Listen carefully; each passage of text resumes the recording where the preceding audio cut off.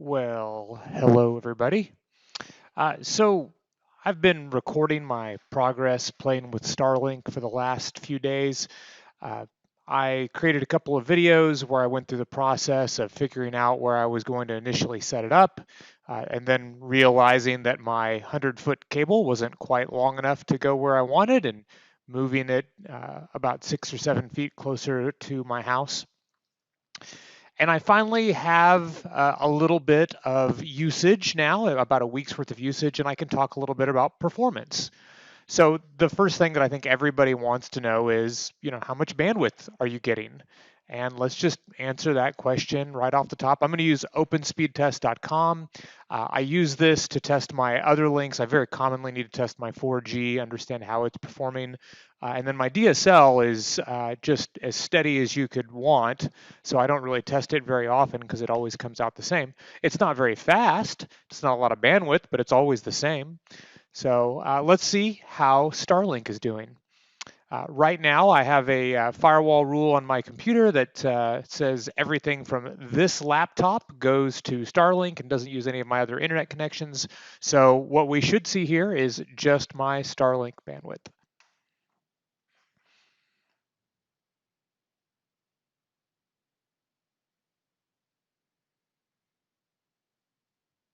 Hey, that's not too shabby. All right, so we got 136 meg down. Let's see how we do up. It looks like we're going to end up somewhere around 10 megs up.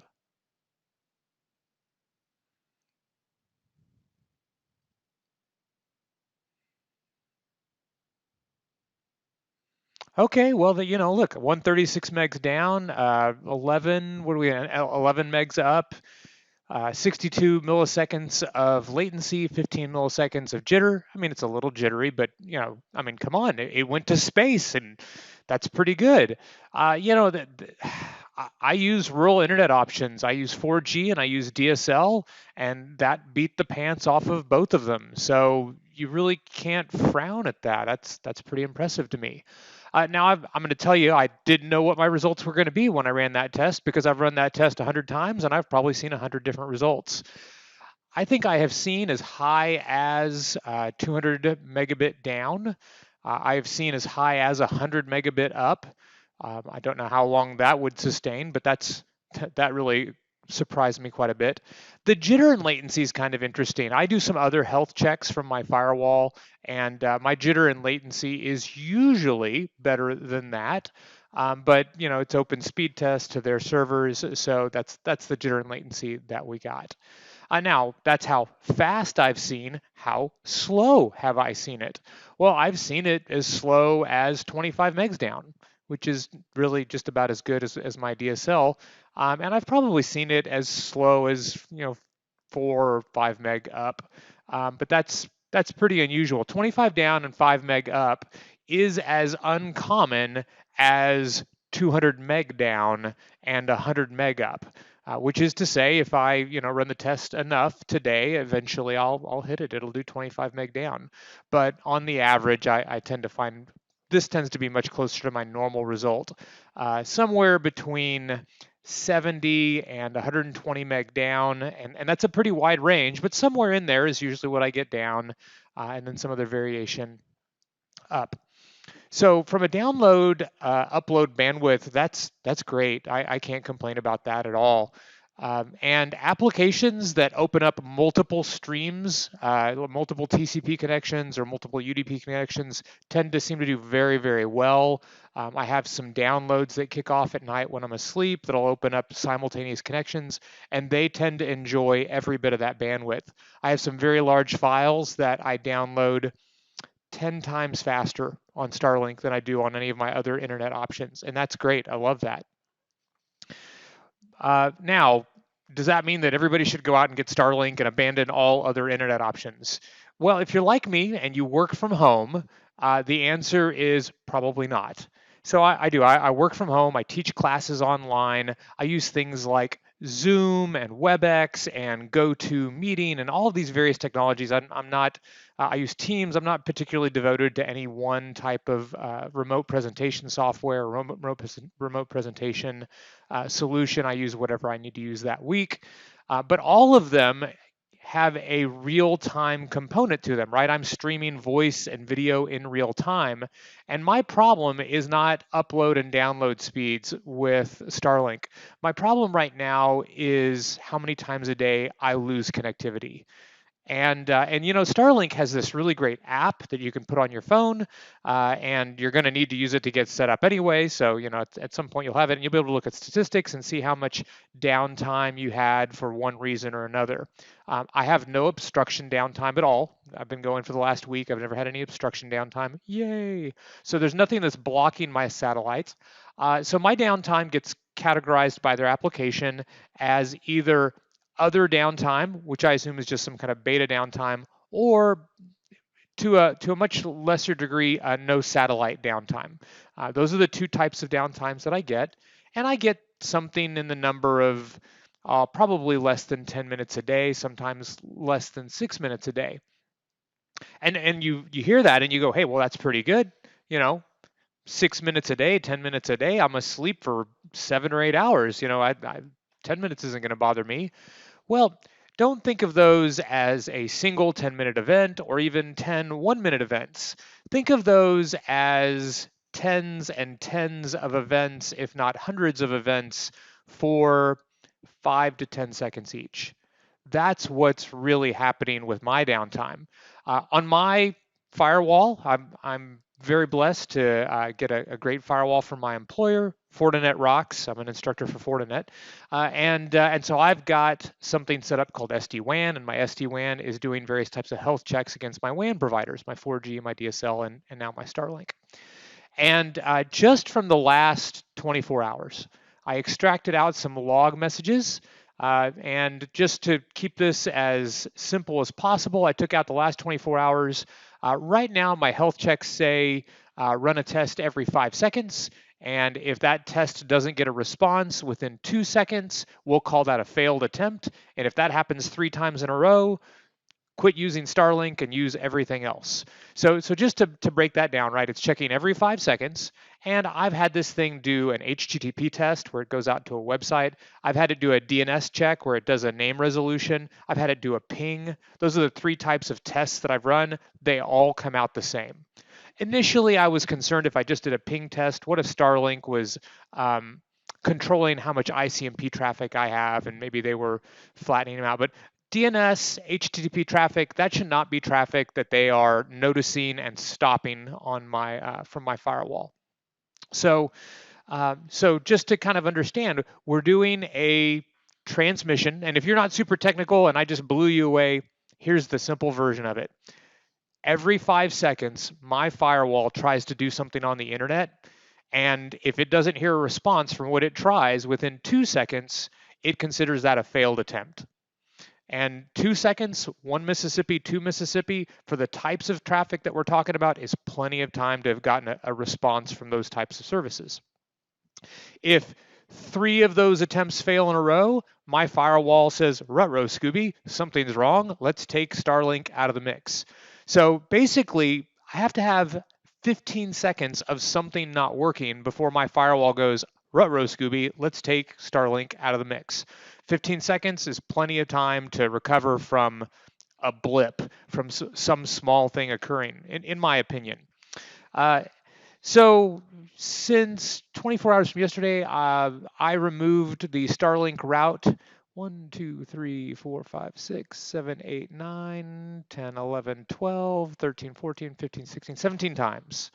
17 times something went wrong for more than 15 seconds. That's not even my worst day. So it's a beta, right? Let's kind of just understand what's going on here. It's a beta. They're still launching more satellites. They're still figuring stuff out. And anybody who signed up for this definitely should know that before they sign up. But what that really means for me is I'm going to keep at least one of my 2 other internet connections. I'll probably end up keeping my DSL and ditching my 4G. My 4G is pretty expensive. and the 4G has a little bit of latency and a little bit of jitter. My DSL is low bandwidth, but it has almost no latency and jitter, relatively speaking, and it's great for VoIP and online presentation software. So realistically, plan on keeping whatever you're using right now if you're like me and you work from home and you need that real-time connectivity. Other people work from home very differently. Other people work from home and they spend their time opening up emails and browsing websites, and they don't require that real-time connection. So maybe they would be able to just get by with Starlink. Maybe those 17 interruptions for, and I don't have the others. I didn't actually include the log messages for bringing it back up, but they never last more than 10 seconds. Maybe those 17 interruptions of 10 to 25 seconds would be okay for them. For me, it's not okay for working, but that's okay. I'm still really satisfied with that performance that I'm getting at night when I download those large files, or if I have to download one during the day, I can get it done really fast. That's great. I love that. What about non-work? What else do I do with the internet? I don't play any video games, so I can't tell you how that works. I haven't played a video game since Jedi Knight, Jedi Academy, and if you know what video game that is, that means that you're probably middle-aged, and 20 years ago you were a gaming nerd like me. But yeah, I haven't played video games in a long time. But I do the things that I feel like probably everybody does. I do Netflix and Hulu and various online streaming applications. Mostly they work pretty good. The applications that I use, the various channels that I use online, have the ability to buffer some of the video. So when these downtime incidents occur, it rarely interrupts my watching. Now I have noticed some interesting things. Different apps have different behavior for buffering, and I suspect it would be different if I was using like an Amazon Fire Stick versus a Roku versus the smart TV from one vendor versus another. I suspect they all have different buffering capabilities. As an example of that, on the streaming system that I use, uh, HBO Max, when I have something like this happen, will either pixelate really heavily for a little while, so my pretty 4K picture is no longer pretty for a little while, or it will even pause momentarily and display something to me. But basically, it's saying I'm reconnecting. Versus Hulu or Netflix, where I never even notice these events. They seem to buffer much better. So just realistically understand what that could look like when you're entertaining. And that again, that doesn't sound like that big of a deal unless you're watching some really exciting movie and you're in the middle of a dramatic scene, and then all of a sudden, dot dot dot, reconnecting. What? I was enjoying that. I still think that this is great, and I think the price that they have it out for is phenomenal compared to what I'm paying for these other much slower options. So, in short, what do I think about Starlink? I think it's like having a classic sports car, a classic 1960s sports car in your garage. You get in that sports car and it'll go really, really fast. It'll perform really, really well. But if you've ever had like a 50-year-old sports car, sometimes you take it out of the garage and you go down the street and you park it and you go into the store, you come back out, and I'll be darned, it's a 60-year-old car. It just doesn't start. It's not necessarily the most reliable transportation. That's where the beta is kind of at for me right now. Not super reliable, but when it's working, it works really, really well.